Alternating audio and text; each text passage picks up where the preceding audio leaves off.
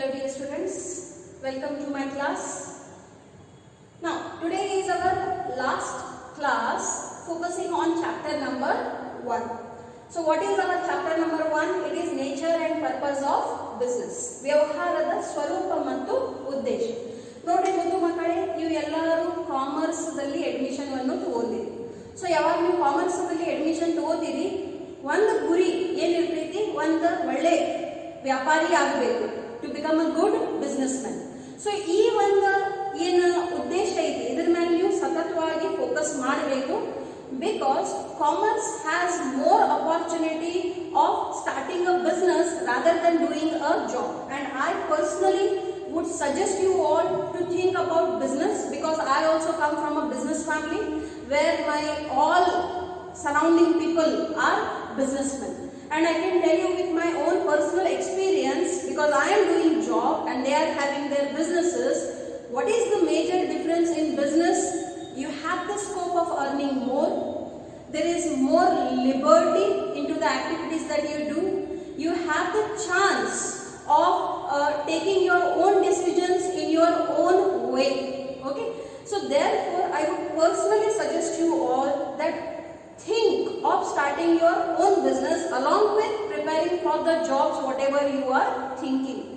ನೋಡಿ, ಯಾವಾಗ ನೀವು ವಾಣಿಜ್ಯ ಅಂತ ವಿಷಯವನ್ನು ಸೆಲೆಕ್ಟ್ ಮಾಡಿರಿ, ನನ್ನ ಒಂದು ಪರ್ಸನಲ್ ಅಭಿಪ್ರಾಯ ನಿಮಗೆ ಎಲ್ಲರಿಗೂ ಏನಿರ್ತೈತೆ ಅಂದ್ರೆ, ನೀವು ಎಲ್ಲರೂ ವ್ಯವಸಾಯ ಮತ್ತು ವ್ಯಾಪಾರ ಬಗ್ಗೆ ಭಾಳ ಸೀರಿಯಸ್ಲಿ ವಿಚಾರ ಮಾಡಿ. ಮತ್ತು ಈಗಿಂದನ PUC ಫಸ್ಟ್ ಇಯರ್ ದಿಂದನ ವ್ಯಾಪಾರ ಬಗ್ಗೆ ಅಥವಾ ಮುಂದೆ ಒಂದು ಒಳ್ಳೆ ವ್ಯಾಪಾರಿ ಆಗಬೇಕು ಅಂತ ಒಂದು ಗುರಿದ ಮೇಲೆ ಬಹಳಷ್ಟು ಫೋಕಸ್ ಮಾಡಿ. ನಾನು ಒಂದು ವ್ಯಾಪಾರಿ ಕುಟುಂಬದಿಂದ ಬರ್ತೀನಿ.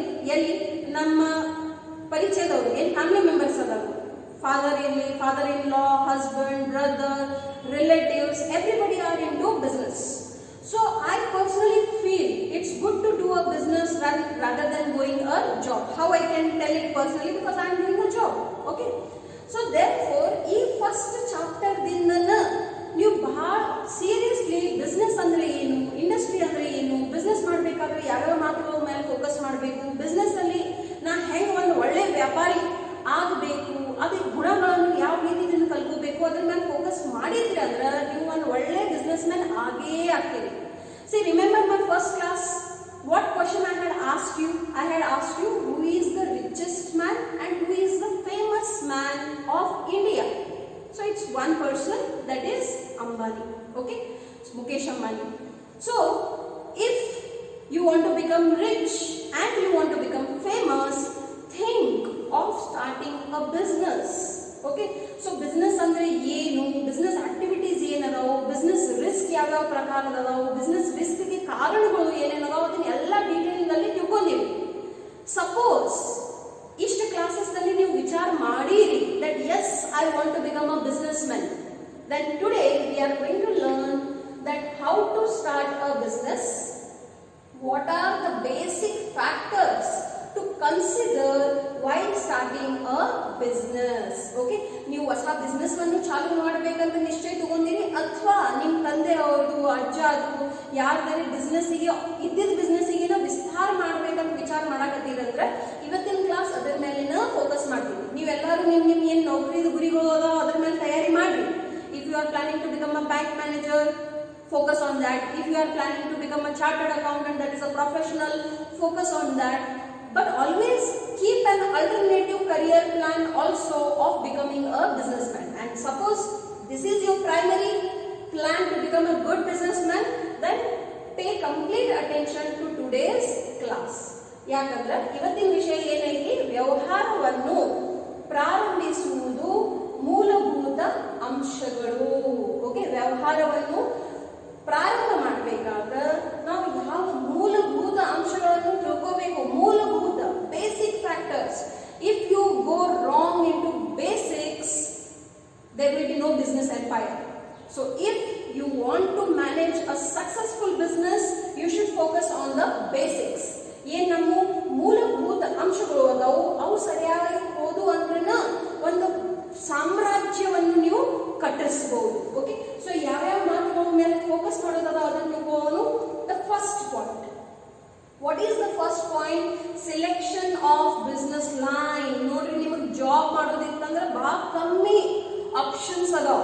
ಓಕೆ, ನೀವು ಕಾಂಪಿಟೇಟಿವ್ ಎಕ್ಸಾಮ್ ಬಗ್ಗೆ ವಿಚಾರ ಮಾಡ್ತೀರಿ, that is IAS or KAS, ಅಥವಾ ಪ್ರೊಫೆಷನಲ್ಸ್ ಬಗ್ಗೆ ವಿಚಾರ ಮಾಡ್ತೀರಿ, that is chartered accountancy, company secretary or cost and works accountant, or you can think of some traditional job in to commerce, that is becoming an accountant or becoming a bank manager or something like that. Okay, but if you are planning to start a business, you have so many options. You have many options. Okay, ಈಗ ಎಲ್ಲಾದ್ರಾಗೂ business ಮಾಡಲಿಕ್ಕೆ ಆಗಂಗಿಲ್ಲ. You can think of one first and then you can have multiple jobs. But the first thing is you have to think that what business I want to do, what line, ಯಾವ ಲೈನದಲ್ಲಿ ಅಥವಾ ವ್ಯವಹಾರದ ಹಾದಿ, ಯಾವ ಹಾದಿ ಮೇಲೆ ಹೋಗ್ಬೇಕಂತ ನೀವು ವಿಚಾರ ಮಾಡಿ. ಕೆಲವೊಂದಿಷ್ಟದ ಬಗ್ಗೆ ನಾನು ಇಲ್ಲಿ ಹೇಳ್ತೀನಿ ನೋಡ್ರಿ. ಎಲ್ಲಕ್ಕಿಂತ ಮೊದಲನೇದಾಗಿ ಮ್ಯಾನುಫ್ಯಾಕ್ಚರಿಂಗ್ ಬಿಸ್ನೆಸ್, ಕೈಗಾರಿಕೆ ಬಗ್ಗೆ ನೀವು ವಿಚಾರ ಮಾಡಬಹುದು. ಸಿಕ್ಕಾಪಟ್ಟಿ ಭಾರತ ದೇಶದಲ್ಲಿ ಡಿಮಾಂಡ್ ಐತೆ ನೋಡ್ರಿ. ನೀವು ಜನಸಂಖ್ಯೆಗೆ 10th ಸ್ಟ್ಯಾಂಡರ್ಡ್ ತನಕ ಯಾವ ರೀತಿಯಿಂದ ಬಂದಿರಬಹುದು, that it is a curse, population is a curse, ಅದು ಒಂದು ಶಾಪ ಇದ್ದಂಗೆ ಐತಿ. ಬಟ್ ಯಾವಾಗ ನೀವು ಅದೇ ವ್ಯವಹಾರದ ದೃಷ್ಟಿಕೋನದಿಂದ ವಿಚಾರ ಮಾಡ್ತೀರಿ, ಬಿಸ್ನೆಸ್ ಅದು ದೃಷ್ಟಿಕೋನದಿಂದ ವಿಚಾರ ಮಾಡ್ತೀರಿ, ಇದು ಒಂದು ವರದಾನ ಐತಿ. Population is a blessing. Why population is a blessing? Because whatever product you will produce, you will have a demand for that if it is of the right quality. ಅದಕ್ಕಾಗಿ ನಾವು ವಿದೇಶಿ ಕಂಪನೀಸ್ ಎಲ್ಲರೂ ಭಾರತದಲ್ಲಿ ಬರಬೇಕಂತ ನಿಶ್ಚಯ ಮಾಡ್ಲಿಕ್ಕತ್ತಾರ. Why? We have a huge population. What is the meaning of population? Population means demand. ಎಷ್ಟು ಮಂದಿ ಜಾಸ್ತಿ ಅಷ್ಟು ಅವಶ್ಯಕತೆ ಜಾಸ್ತಿ, ಎಷ್ಟು ಅವಶ್ಯಕತೆ ಜಾಸ್ತಿ ಅಷ್ಟು ನಿಮ್ಮ ಕಡೆ ಅಪಾರ್ಚುನಿಟಿ ಜಾಸ್ತಿ ಅದನ್ನ ಮಾರಲಿಕ್ಕೆ. Okay, so therefore when we talk about population in terms of business, actually it is an opportunity, and therefore when you have so many multiple options of business, you should think of the right business for yourself. Now first we talk about manufacturing, where you are producing something from raw material into finished goods. ಎಲ್ಲಿ ನೀವು ಯಾವುದೇ ಒಂದು ಕಚ್ಚಾ ಸಾಮಾನದಿಂದ finished product ಅನ್ನು ತಯಾರು ಮಾಡ್ಲಿಕ್ಕೆ ಅದನ್ನು ನಾವು ಮ್ಯಾನುಫ್ಯಾಕ್ಚರಿಂಗ್ ಅಂತ ಕರಿತೀವಿ. ರಿಯಲ್ ಎಸ್ಟೇಟ್ ಬಹಳ ಸದ್ಯ ಡಿಮಾಂಡ್ದಲ್ಲಿ ಐತಿ. ಎಲ್ಲಿ ರಿಯಲ್ ಎಸ್ಟೇಟ್ದಲ್ಲಿ ನೀವು ಏನು ಮಾಡ್ತೀರಿ, ಒಂದು ಭೂಮಿಯನ್ನು ತಗೋತೀರಿ ಮತ್ತು ಅದನ್ನು ಪ್ಲಾಟ್ ಮಾಡಿ ಅದನ್ನು ಮಾರ್ತೀರಿ, ಅಥವಾ ಅಲ್ಲೇ ಬಿಲ್ಡಿಂಗ್ಸ್ಗಳನ್ನು ಕಟ್ಟಿಸ್ತೀರಿ ಮತ್ತು ಆ ಬಿಲ್ಡಿಂಗ್ಸ್ಗಳನ್ನು ಮಾರ್ತೀರಿ. So it also comes under construction also. Retailers ಆಗಬಹುದು. ಓಕೆ, ಸೊ ರಿಟೇಲರ್ಸ್ ಏನು ನಮ್ಮ ಸಪ್ಲೈ ಚೈನ್ ಐತಿ, manufacturer to wholesaler, wholesaler to retailer, and retailer to final consumer. You can think of becoming a retailer where you are selling in your shop multiple products. ಪ್ರತಿ ಒಂದು product ಮೇಲೆ ನಿಮಗೆ ಏನಿರ್ತೈತಿ, sales margin ಇರ್ತೈತಿ. So ಅದರ ನಿಮ್ಗೆ ಏನಾಗಿರ್ತೈತಿ, profit margin ಆಗ್ತೈತಿ. You can go into some service industry, courier ಆಗಲಿ ಅಥವಾ any other kind of services ಸೆಕ್ಟರ್ದಲ್ಲಿ ಹೋಗಬಹುದು. You can start your own business into mining, where you are extracting the natural products from the earth's crust and you are refining it and selling. If you come from an agricultural family, suppose you farmer family ದಿಂದ ಬರಾಕತ್ತೀರಿ, agricultural family ದಿಂದ ಬರಾಕತ್ತೀರಿ ಅಂದ್ರೆ ಅದರವಾಗನು business ಗೆ ಸಮಾವೇಶ ಮಾಡಲಿಕ್ಕೆ ಪ್ರಯತ್ನ ಮಾಡ್ರಿ. Because the biggest knowledge that a farmer can have is of how to run a business. See, ಭಾರತದಲ್ಲಿ ರೈತರು ಬಹಳ ಮುಗ್ಧದವರು, ಅವರಿಗೆ ವ್ಯಾಪಾರದ ಬಹಳಷ್ಟು ಜ್ಞಾನ ಇಲ್ಲ. ಹಾಗಾಗಿ ಅವರಿಗೆ ಏನಾಗ್ತೈತಿ, ಸಿಕ್ಕಾಪಟ್ಟಿ ಲಾಸಸ್ ಆಗ್ತಾವ. But when agriculture gets combined with business, nobody can stop India. Okay, so then you should think agriculture from business point of view. Whatever business strategies you are learning into commerce, you should and must apply it into agricultural field. Then transportation business is also a great business. ನೀವು transportation business ಮಾಡಬಹುದು. ಬಹಳಷ್ಟು ವಾಹನಗಳನ್ನು ಖರೀದಿ ಮಾಡಿ ಯಾವುದೇ ಒಂದು specific ರೂಟ್ದಲ್ಲಿ ನಿಮ್ಮ ವಾಹನಗಳನ್ನು ನಡೆಸಬಹುದು. ಪ್ರೈವೇಟದಲ್ಲಿ ಇದು ಕೆಲಸ ಆಗ್ತೈತಿ, ಗವರ್ಮೆಂಟ್ ಅಂತೂ ನಡೆಸ್ಲಿಕ್ಕೈತಿ. KSRTC ಬಸ್ಸಸ್ ಇರ್ತಾವು, ರೈಲ್ವೇಸ್ ಇರ್ತೈತಿ, ಏರ್ವೇಸ್ ಅದಾವು, ಎಲ್ಲಾನು ಐತಿ. ಬಟ್ ಅದರ್ ಸೇಮ್ ಪ್ರೈವೇಟದಲ್ಲಿನೂ ಅಪಾರ್ಚುನಿಟಿ ಇರ್ತೈತಿ. Okay, then you can think of advertising. You can start your own security agency also. ನೋಡ್ರಿ, ಬಹಳಷ್ಟು ಮಂದಿ ಜಿಮ್ ಮೇಲೆ ಮತ್ತು ಬಾಡಿ ಬಿಲ್ಡಿಂಗ್ ಮೇಲೆ ಭಾಳ ಫೋಕಸ್ ಮಾಡ್ತಾರೆ. So if they build up the body nicely, they can become a security guard, and they can think of starting their own security agency also, where they are providing the security services to many business firms or even houses also for that matter. So there are multiple business plans, business lines. So ನೀವು ಒಂದು ಒಳ್ಳೆ business man ಆಗಬೇಕಾದ್ರೆ ಎಲ್ಲರಿಗಿಂತ ಮೊದಲನೇ ಕೆಲಸ ಏನು ಮಾಡೋದೈತಂದ್ರೆ, ಇಲ್ಲಿ ನಿಮ್ಮ ಕಣ್ಣು ಮುಂದೆ ಏನು ಆಪ್ಷನ್ಸ್ ಅನ್ನೋದು ಇದ್ರಾಗ ಯಾವ್ದಾರ ಒಂದು ಸಿಲೆಕ್ಟ್ ಮಾಡಬಹುದು. ಇಲ್ಲಿ ಒಂದು ಸ್ಮಾಲ್ ಆಪ್ಷನ್ ಇನ್ನೊಂದು ಏನೈತೆ ನೋಡ್ರಿ, education. You can also think of becoming a good teacher also into commerce. Okay, so the first thing that you need to do is think of a business line. Then what is the second thing that you need to do?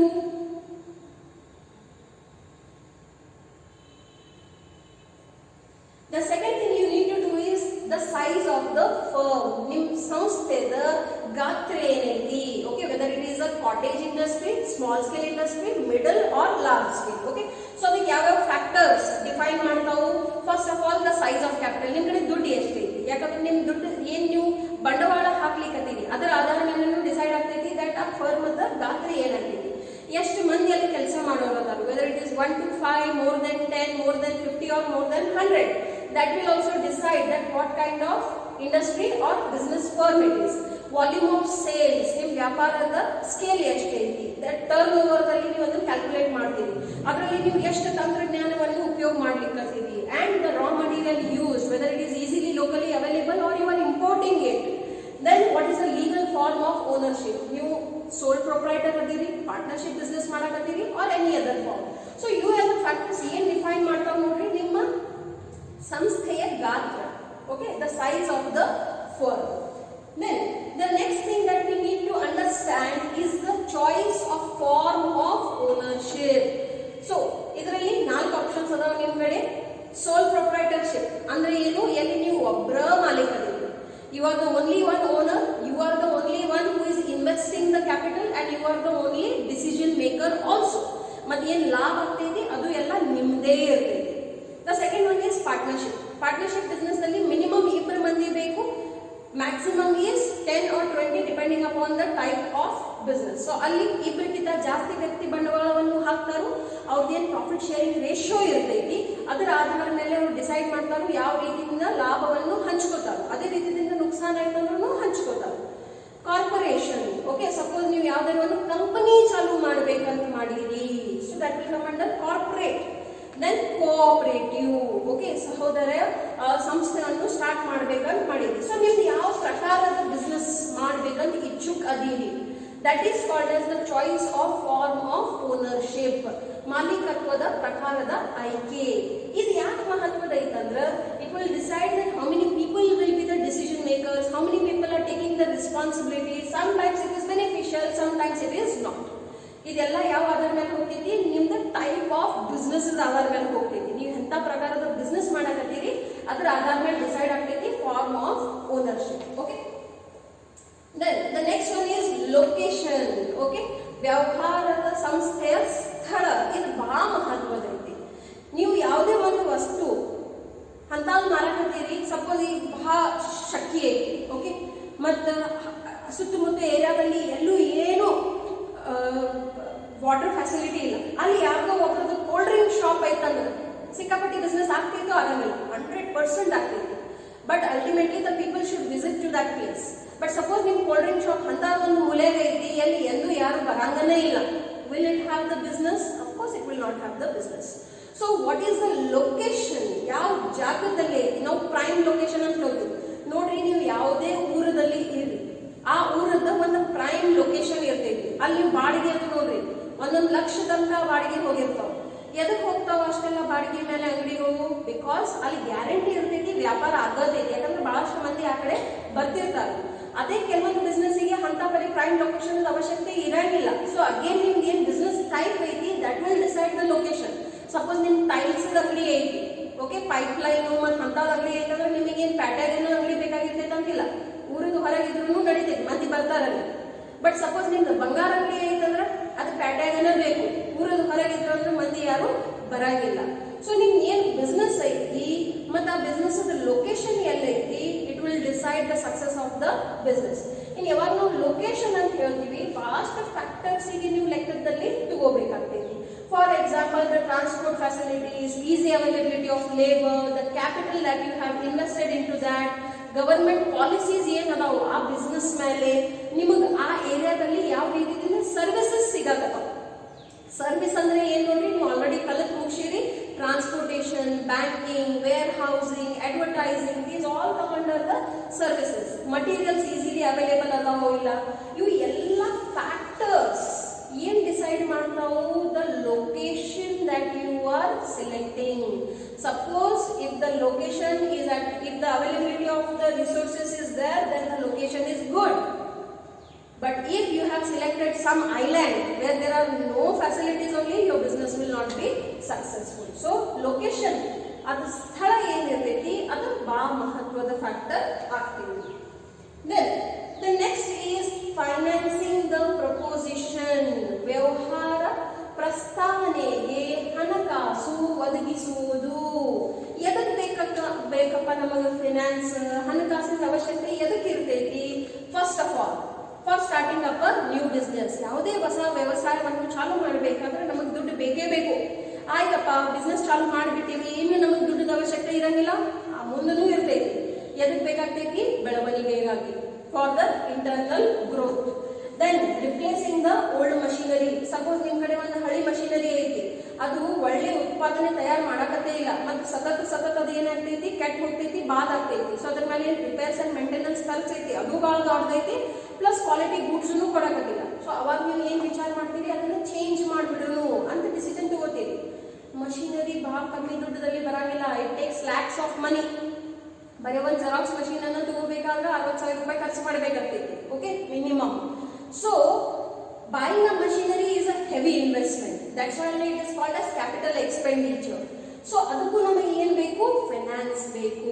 It's not a small decision, it is a big decision. So you require money for that.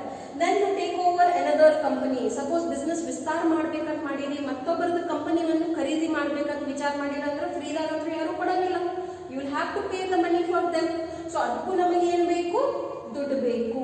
Okay, ಅಥವಾ moving to new premises. ನೀವಾಗಿನ ಬೇರೆ region ದಲ್ಲಿ ನಿಮ್ದು ಹೊಸ branch ಹಾಕ್ಲಿಕ್ಕತ್ತೀರಿ, ಅವಾಗೂ ನಮಗೆ ಏನು ಬೇಕು? ದುಡ್ಡದ ಅವಶ್ಯಕತೆ ಬೀಳ್ತೈತಿ. So finance, ಹಣಕಾಸಿನ ಅವಶ್ಯಕತೆ ಬೇರೆ ಬೇರೆ ಕಾರಣಗಳಿಂದ ಸತತವಾಗಿ ಬೇಕಾಗಿರ್ತೈತಿ.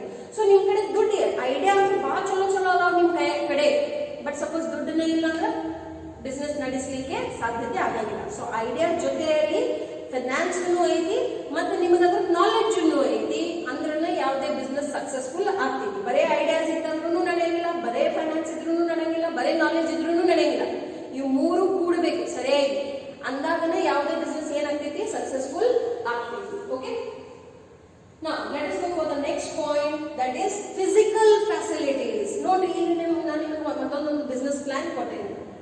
ಏನ್ ಕಾಣ್ತೈತಿ ನಿಮಗೆ? ಬಹಳ ದೊಡ್ಡ ದೊಡ್ಡ JCB ಮಷೀನ್ಸ್ ಕಾಣ್ತಾವ, ಬಹಳಷ್ಟು ಬೇರೆ ಬೇರೆ ಪ್ರಕಾರದ ಮಷೀನ್ಸ್ ಅದಾವ. ಕನ್ಸ್ಟ್ರಕ್ಷನ್ ಇಂಡಸ್ಟ್ರಿದಲ್ಲಿ, ಮೈನಿಂಗ್ ಇಂಡಸ್ಟ್ರಿದಲ್ಲಿ ಇವು ಬಹಳ ಮಹತ್ವದ ಇರ್ತಾವ. ಸಪೋಸ್ ಇವು ಯಾವ ಉಪಕರಣಗಳನ್ನ ಇಲ್ಲ ನಿಮ್ ಕಡೆ, ನೀವು ಕನ್ಸ್ಟ್ರಕ್ಷನ್ ಇಂಡಸ್ಟ್ರಿದಲ್ಲಿ ಎಂಟರ್ ಆಗ್ಬೋದು? ನೋ. ಅದೇ ರೀತಿಯಿಂದ ಯಾವುದೇ ಬಿಸ್ನೆಸ್ ಬೆಳಿಬೇಕಾದ್ರೆ ನಮಗೆ ಬಹಳಷ್ಟು ಫಿಸಿಕಲ್ ಫ್ಯಾಸಿಲಿಟೀಸ್ ಬೇಕು. ಯಾವ್ಯಾವ ಅದಾವು? ಫಸ್ಟ್ ಅಂತೂ ಟೆಕ್ನಾಲಜಿಕಲ್ ಸಪೋರ್ಟ್ ಬೇಕು.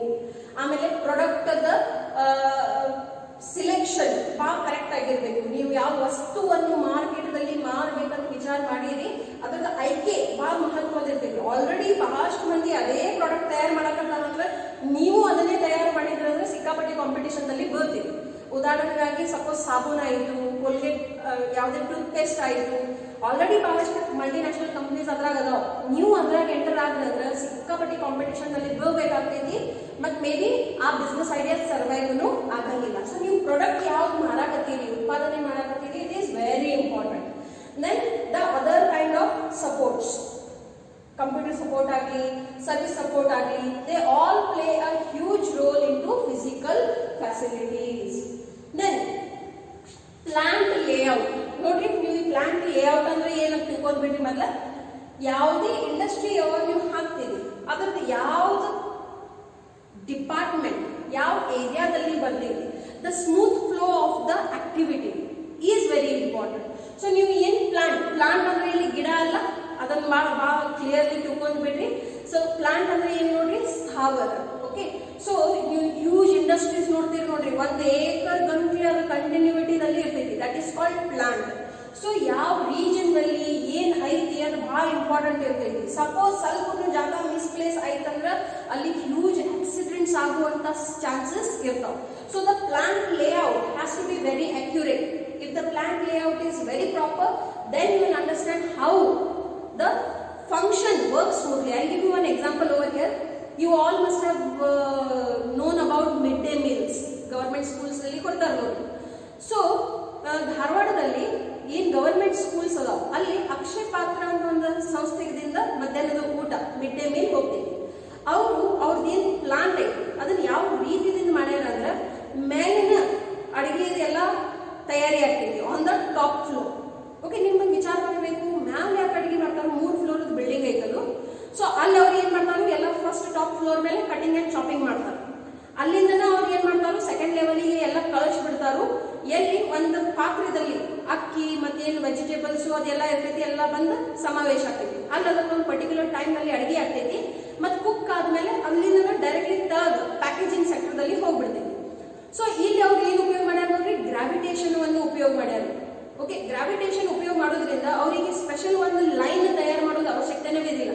ಆ ಗ್ರಾವಿಟಿನ ಏನ್ ಮಾಡ್ತೈತಿ, ಯಾವಾಗ ಅವ್ರು ಮುಚ್ಚಂತಿ ತೆಗೆದು ಬಿಡ್ತಾರೋ ತನ್ನ ಅದು ಏನ್ ಪದಾರ್ಥ ಇರ್ತೈತಿ ಅದು ತೆಳಗ್ ಬೀಳಾಕ ಚಾಲು ಆಗಿಬಿಡ್ತೈತಿ. So that is called the plant layout. So ನೀವು ಬಹಳ ಸರಿಯಾಗಿ ನಿಮ್ದು ಇಂಡಸ್ಟ್ರಿದ ಪ್ಲಾಂಟ್ ಲೇಔಟ್ ಅನ್ನು ಡಿಸೈನ್ ಮಾಡಬೇಕು. Next important thing is competent and committed workforce. ಯೋಗ್ಯ ಮತ್ತು ಸಮರ್ಪಣಾ ಮನೋಭಾವದ ಕಾರ್ಮಿಕ ವರ್ಗ. ಓಕೆ, ಏನ್ ಕೆಲಸ ಮಾಡೋ ಕಾರ್ಮಿಕರು ಬರ್ತಾರೋ ಅವ್ರದ್ದು ಉದ್ದೇಶ ಏನಿರ್ಬೇಕು ನೋಡ್ರಿ, ನಾನು ನನ್ನ ಕಡೆ ಇರುವಂತ ಆದಷ್ಟು ಕೆಲಸವನ್ನು ಮಾಡಬೇಕು, ಕೆಲ್ಸಕ್ಕೆ ಬಂದು ಆರಾಮ್ ಕುರ್ಚಿ ಮೇಲೆ ಕೂತ್ ಮಾತಾಡ್ಕೋತ ಹಂಗ ಹೋಗ್ಬಿಡ್ಬಾರ್ದು. ಅವ್ರ ಕೆಲ್ಸಕ್ಕೆ ಬಂದಾರಂದ್ರೆ ಅಲ್ಲಿ ಬಂದು ಅವ್ರು ಕೆಲಸ ಮಾಡ್ಬೇಕು. ಯಾವಾಗ ನಿಮ್ಗೆ ಇಂಥ ವರ್ಕರ್ಸ್ ಸಿಗ್ತಾರೋ ಅಲ್ಟಿಮೇಟ್ಲಿ ನಿಮ್ಮ ಸಂಸ್ಥೆ ಏನಾಗ್ತೈತಿ, ಗ್ರೋ ಆಗ್ತೈತಿ. ಇಲ್ಲಿ ನಾವು ಒಂದು ಚಾರ್ಟ್ ಅನ್ನು ತಗೋತೀವಿ, ಯಾವ್ದು ನಿಮಗೆ ತಿಳಿಸ್ತೈತಿ that what do you mean by that. ನೋಡ್ರಿ, ಇಲ್ಲಿ ಇದು 2 ಶಬ್ದದ ಮೇಲೆ ಫೋಕಸ್ ಮಾಡಬೇಕು. ಒಂದು ಕಾಂಪಿಟೆನ್ಸಿ. ಕಾಂಪಿಟೆನ್ಸಿ ಅಂದ್ರೆ ಏನು, ಅವ್ರ ಯೋಗ್ಯತೆ, ಆ ಕೆಲಸ ಮಾಡುವಂತ ಯೋಗ್ಯತೆ ಅಂದ್ರೆ ಆ ವಿಷಯದ ಜ್ಞಾನ. ಕಮಿಟೆಡ್ ಅಂದ್ರೆ ಏನು, ಅವ್ರದ್ದೊಂದು ಕಮಿಟ್ಮೆಂಟ್. ಇಲ್ಲಪ್ಪ ನಾನು ಕೆಲ್ಸಕ್ಕೆ ಬಂದೇನಿ, ಪಗಾರ ತಗೋಕತ್ತೇನೆ ಅಂದ್ರೆ ಕೆಲಸ ಮಾಡಬೇಕು. That is called commitment. ಯೋಗ್ಯತೆ ಪ್ಲಸ್ ಅವ್ರ ಆಸಕ್ತಿ. ಓಕೆ, ಸೊ ಇಲ್ಲಿ ನಮಗೆ ಎಂತ ವರ್ಕರ್ ಬೇಕಾಗ್ಯಾರ, ಲೋ ಕಮಿಟ್ಮೆಂಟ್ ಮತ್ತು ಲೋ ಕಾಂಪಿಟೆನ್ಸಿ ಇದ್ದವ್ರು ಬೇಕಾಗ್ಯಾರು ಒಟ್ಟ ಇಲ್ಲ. Okay, this is the chart of competency, this is of commitment. ಅದೇ ರೀತಿಯಿಂದ ನಿಮ್ದು ಕಾಂಪಿಟೆನ್ಸಿ ಅಂತೂ ಬಹಳ ಹೈ ಐತಿ, ಬಟ್ ನಿಮ್ ಕಮಿಟ್ಮೆಂಟ್ ಏನೈತಿ, ಲೋ ಐತಿ. ಓಕೆ, ಅಂದ್ರೆ ನಿಮ್ ಕಡೆ ಜ್ಞಾನ ಅಂತೂ ಬಹಳಷ್ಟು ಐತಿ ಬಟ್ ಆಸಕ್ತಿ ಇಲ್ಲ. ನಿಮ್ ಕಡೆ ಜ್ಞಾನ ಬಹಳ ಐತಿ ಬಟ್ ಆಸಕ್ತಿ ಇಲ್ಲ. They are beneficial for us, no. Then high commitment, low competency. ಆಸಕ್ತಿ ಬಹಳ ಐತಿ ಬಟ್ ಜ್ಞಾನ ಇಲ್ಲ. ವಿಚಾರ ಮಾಡಿ ನೋಡ್ರಿ, ಆಸಕ್ತಿ ಬಹಳ ಐತಿ ಬಟ್ ಜ್ಞಾನ ಇಲ್ಲ. ಅವ್ರು ನಮಗೆ ಹೆಲ್ಪ್ಫುಲ್ ಆಗ್ತಾರೋ ಅಂತ ವರ್ಕರ್ಸ್, ನೋ. ಸೊ ಯಾವುದೇ ಬಿಸ್ನೆಸ್ಸಿಗೆ ಎಂತ ವರ್ಕರ್ ಹೆಲ್ಪ್ಫುಲ್ ಆಗ್ತಾರೋ, high commitment, high competency.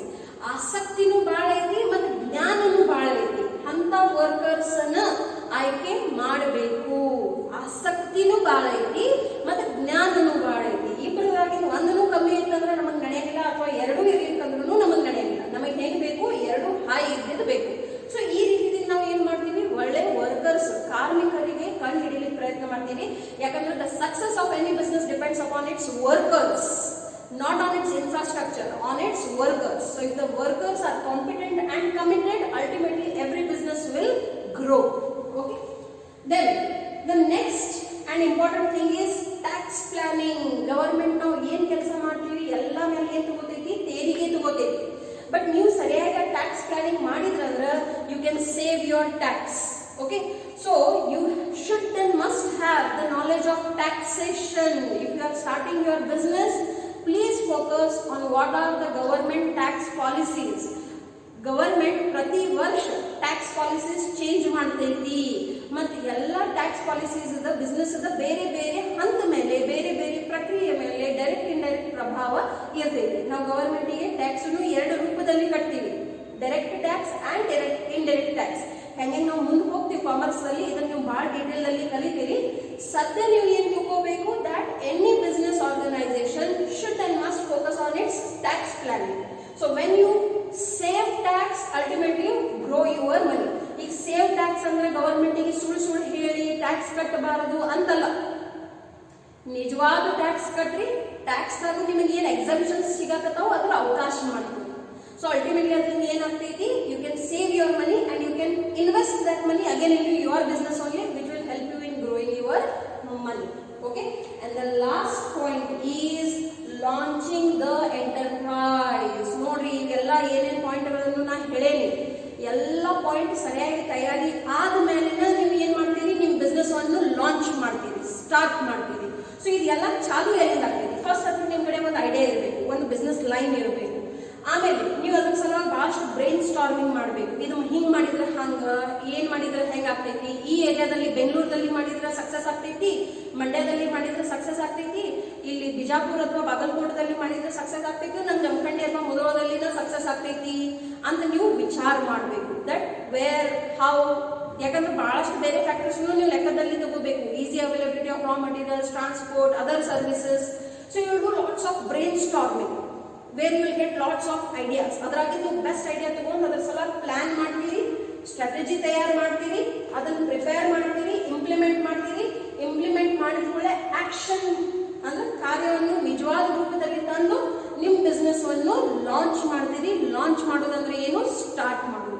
Okay, so ಯಾವಾಗ ನಾನು ಹೇಳಿದ ಎಲ್ಲ ಪಾಯಿಂಟ್ಸ್ ಗಳನ್ನು ನೀವು ಸರಿಯಾಗಿ ಗಮನ ಕೊಟ್ಟು ಅದರದೆಲ್ಲ ಗುಡ್ ಅಂಡ್ ಮೈನಸ್ ಪಾಯಿಂಟ್ಸ್ ಗೆ ತಿಳ್ಕೊಂಡು ಅನಾಲಿಸಿಸ್ ಮಾಡಿದ್ರಿ, you can become a successful business man and you can start your own business, or you can expand the existing business of your family members. Okay, so with this our first chapter also comes to an end. All of you please maintain the synopsis, write down everything whatever is written in the PPT. Still if you have any doubts, kindly feel free to contact me. You can either call me or message me. Thank you.